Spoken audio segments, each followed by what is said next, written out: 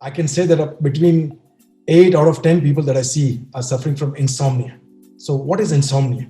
The question that needs to be answered very clearly is it's a condition that is characterized by difficulties in falling asleep or staying asleep or getting up earlier than required. So, a person is not having sufficient quantity or quality of sleep. Thereby, they wake up feeling unrefreshed, feeling tired, and feeling unwell in many cases. Now, there's no set definition for insomnia in terms of hours of sleep. And insomnia can have many forms. Some people in insomnia will have troubles in getting off to sleep. So you get to bed and can't sleep for hours, minutes on end, as the mind continues to process information and thoughts and so on. Some people manage to sleep, but they wake up intermittently several times a day, again thinking, finding themselves to be thinking and processing information in the middle of the night. Other people will wake up early in the morning.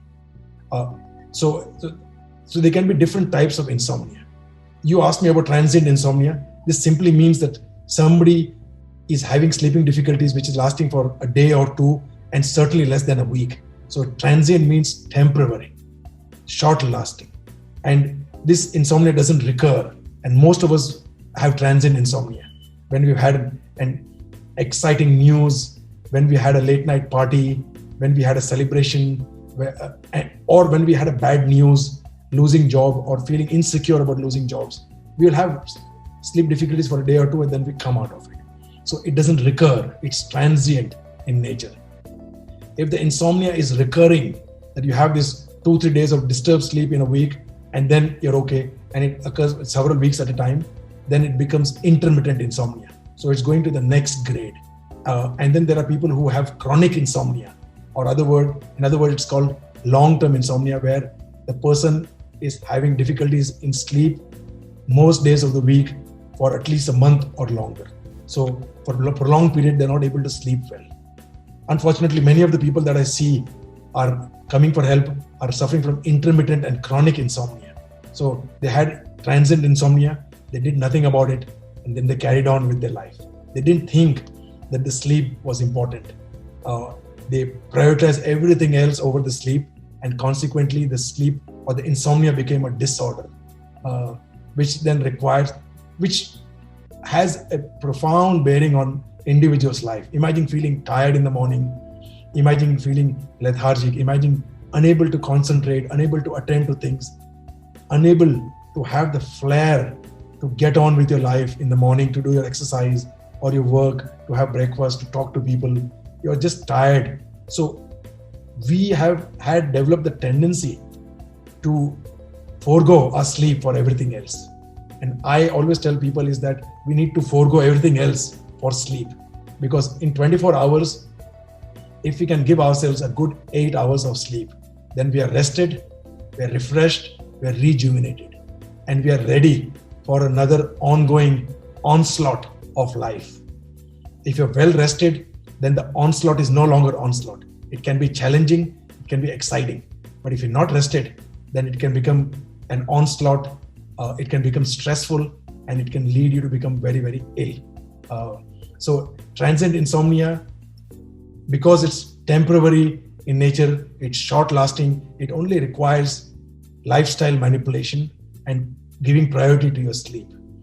One of the conditions or places where you see transient insomnia are jet lag. So when you travel in different time zones, people have difficulties in sleeping. For example, I was in UK recently, and when I came back to India, there was a 5-hour gap. So we are 5 hours ahead of UK. So I had difficulties in sleeping. But for 2 days, if you put an effort in delaying your sleep time according to the time zone and waking up at a normal time, then it might be a struggle, but your internal body clock or the circadian rhythm stabilizes. So in most cases, that's all you need to do: lifestyle changes and sleeping according to time zone. Some cases, you might need a sleeping tablet or a hypnotic pill, which will rapidly correct your sleep. But be very cautious that all sleeping tablets are very addictive, not to be taken on a daily basis, and certainly not to be taken without a prescription. Don't borrow a sleeping tablet from your grandmother or an uncle and keep taking it. You need to consult before you take the medicines.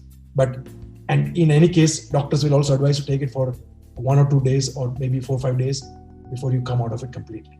Transient insomnia is completely treatable. You need to be aware of it, and you need to take lifestyle measures in the first instance. I earlier gave an example of transient insomnia seen in with people who are suffering or experiencing jet lag when you travel between time zones.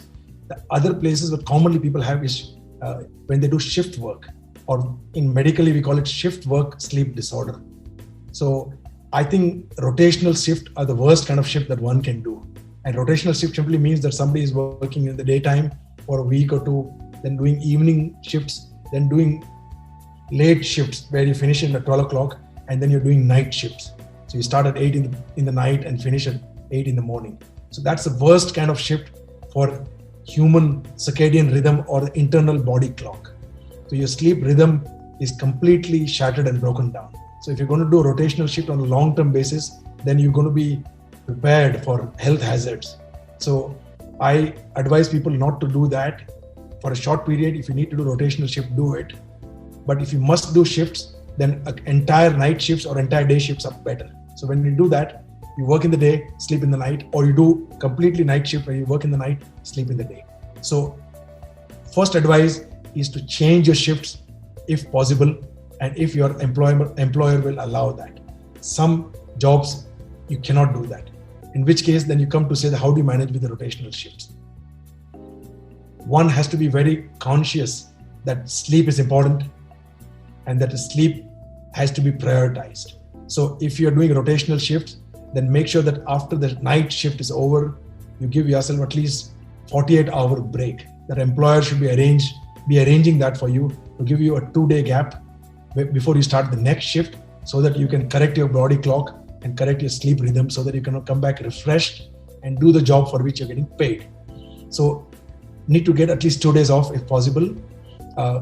And when you're correcting the rhythm of the sleep, for example, from coming from night shift to day shift, prioritize your sleep and make the sleep very ritualistic.